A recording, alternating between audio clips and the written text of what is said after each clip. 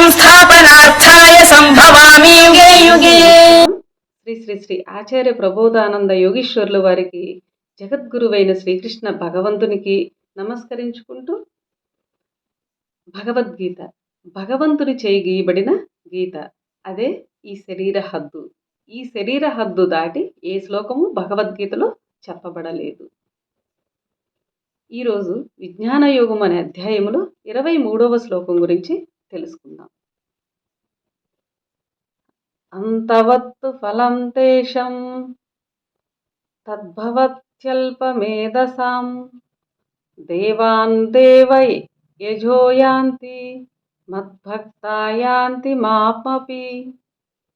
ఈ శ్లోకము జీవుడు గురించి తెలియజేశారు. భావము: అల్పబుద్ధి కలవారు పొందు ఫలము అనిత్యమైనది. దేవతలను పూజించువారు దేవతలను చెందగా, నన్ను పూజించువారు నన్నే చెందగలరు.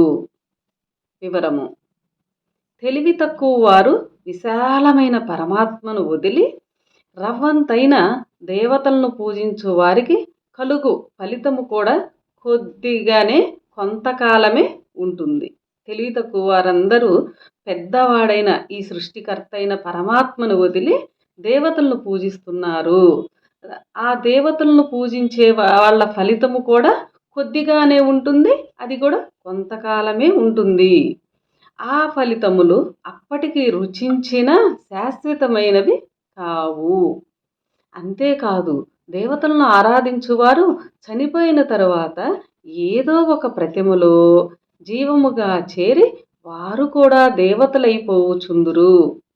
ఈ విషయము కొత్తగా ఉంటుంది అందరికీ, కానీ భగవద్గీతలో ఎప్పుడో 5000 సంవత్సరములకు పూర్వమే భగవంతుడు తెలియచేశాడు.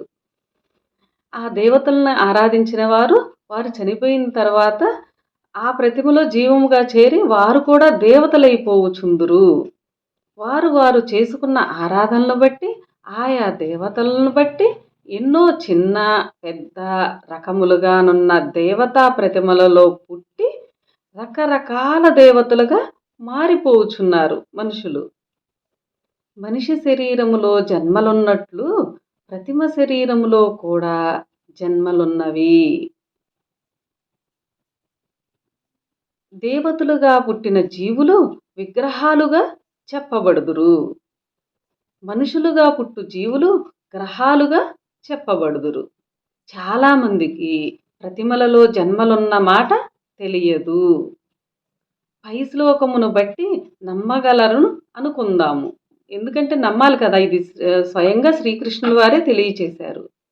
కొందరు దేవతారాధకులు దేవతలలో పుట్టగా పరమాత్మను చేరవలెనని అన్య దేవతార్చన చెయ్యకుండా నిత్యము కర్మ బాపుకొను పనిలో, అంటే కర్మ లేకుండా చేసుకునే పనిలో అంతరాత్మ ధ్యాసలో ఉన్నవాడు పరమాత్మనే చేరి జన్మించకుండా పోవును.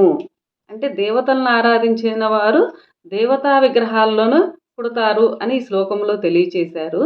కానీ ఇక్కడ జ్ఞాని అయిన వాడు పరమాత్మను చేరవలెనని అన్య దేవతారాధన చెయ్యకుండా నిత్యము కర్మను లేకుండా చేసుకునే పనిలో ఉండి అంతరాత్మ ధ్యాసలో ఉన్నవాడు పరమాత్మనే చేరి ఇంకా జన్మించకుండా ఉంటాడు అని ఈ శ్లోకం యొక్క వివరణ. అందరికీ నమస్కారం.